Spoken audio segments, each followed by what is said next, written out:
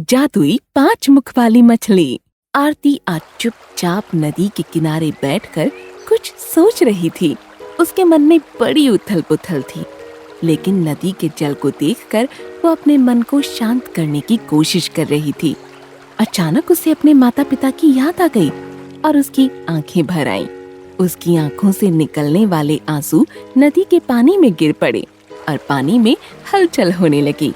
एक रंगीन मछली का मुख दिखाई पड़ा, उसके बाद दूसरी मछली, फिर तीसरी, और ऐसे करके 5 मछलियों का मुख पानी के ऊपर आ गया। अरे, 5 मछलियाँ एक साथ सिर उठा रही हैं। इतनी सुंदर मछलियाँ मैंने अपने जीवन में कभी नहीं देखी थी।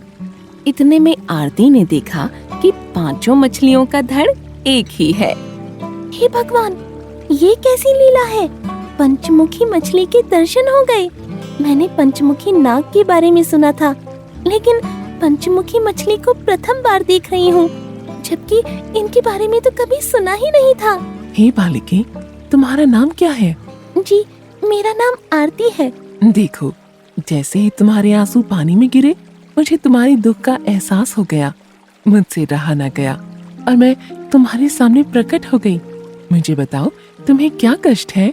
ऐसे ही माँ और बाबू की याद आ गई, सो आंखें भर आईं। बचपन से अनाथ हूँ ना, चाचा चाची ने पाला है।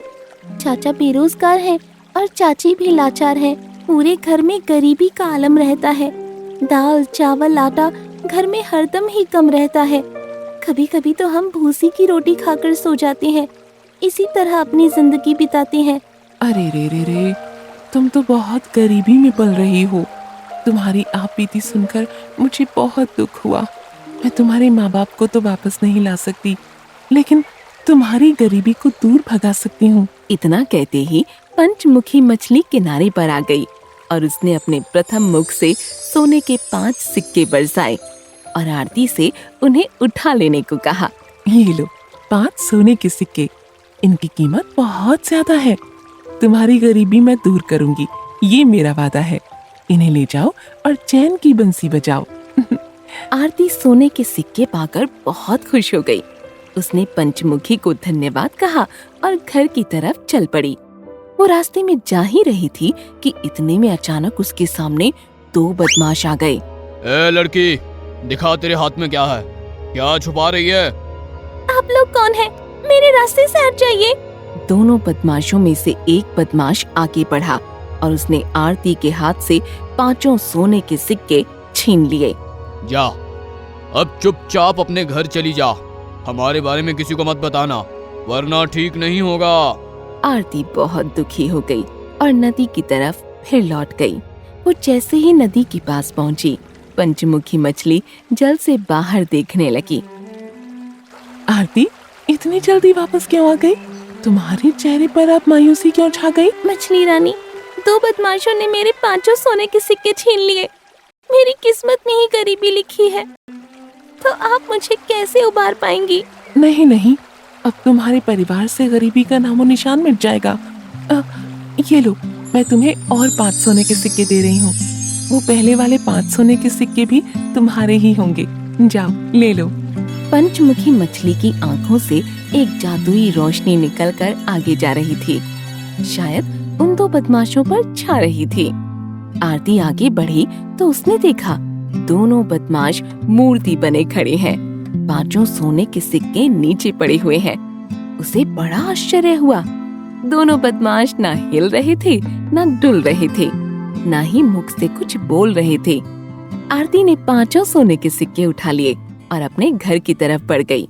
चाची, अब हमारे दुख भरे दिन बीत गए, सुख भरे दिन आए हैं और देखो, जीवन में नया रंग लाए हैं। इतना कहते ही आरती ने सोने के 10 सिक्कों को चाची के सामने रख दिया। चाची तो आंख फाड़ फाड़ कर देखती ही रह गईं।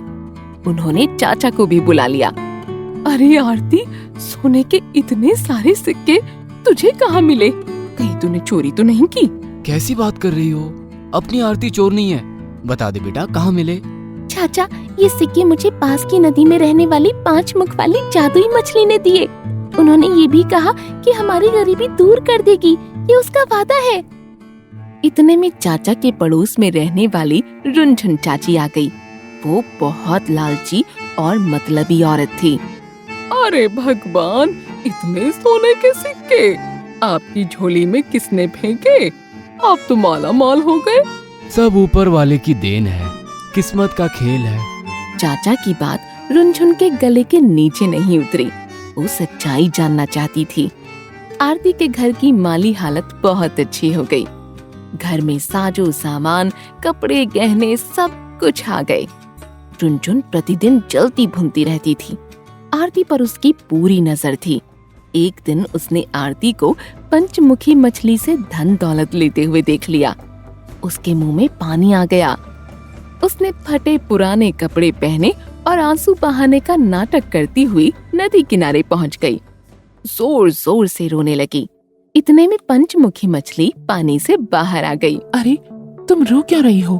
अपनी गरीबी पर आंसू बहा रही हूँ। तुम और गरीब, कैसा नसीब। ये कपड़े क्यों फाड़े? एक काम करो। आप कहे तो 10 काम भी कर सकती हूँ। नहीं नहीं, एक ही काम है। घर जाओ और ध्यान से देखो, क्या जो तुम कर रही हो वो सच है? सब देख कर आओ, फिर मुझे बताओ। रुनझुन तेज कदमों से घर चली गई। घर का दृश्य देखकर उसकी घिघी बंध गई। पूरा घर गरीबी की दास्तान सुना रहा था। गरीबी की टूटी चारपाई के सिवा कुछ नजर नहीं आ रहा था। हे भगवान, कहाँ गया मेरा सामान? मैं तो लुट गई, बर्बाद हो गई। सचमुच बहुत बड़ी गरीब हो गई। मेरी धन दौलत न जाने कहाँ खो गई।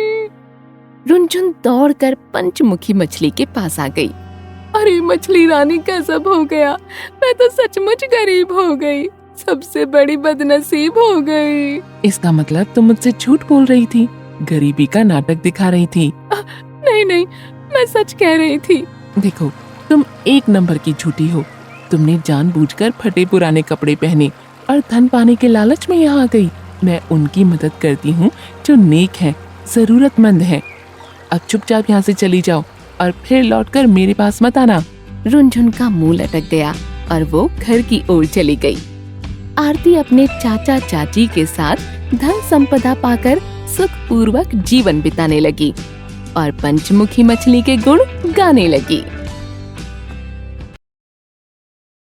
एक गांव रतनपुर में नरेश और उसकी पत्नी शीला और उनकी 2 बेटियां नीमा और निकिता रहते हैं। निकिता शीला की सौतेली बेटी है। शीला और नीमा हमेशा निकिता को परेशान करते हैं। निकिता, चलो जल्दी से, पहले जल्दी से चाय नाश्ता बना और उसके बाद घर का सारा काम ठीक से कर देना।